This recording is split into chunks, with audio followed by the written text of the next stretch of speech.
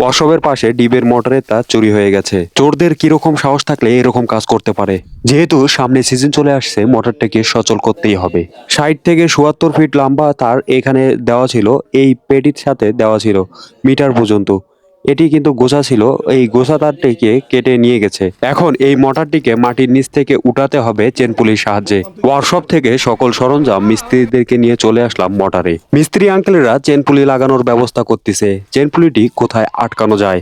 মোটরটি প্রায় ৫০০-৬০০ কেজি ওজন থাকার কারণে এই চেন পুলির সাহায্যে কিন্তু উঠাতে হবে। চেন পুলিটি ভালোভাবে আটকানো না থাকলে এটি দুর্ঘটনা ঘটে যাওয়ার সম্ভাবনা থাকে। তাই এটি ভালোভাবে চেন পুলিটি লাগানোর জন্য উপরে ফাউন্ডেশন তৈরি করেছে, যাতে মোটরটি খুব ভালোভাবে উঠিয়ে আনা যায়। দুই স্পার্ট আঙ্কেলের ভালোই পরিশ্রম হচ্ছে। উপরের ফাউন্ডেশনের কাজ শেষ। এখন চেন পুলির সাহায্যে টেনে টেনে এই মোটরটি উঠানো হচ্ছে। এত রিস্ক সময় নিয়ে কিভাবে এই জিনিসগুলো চুরি করে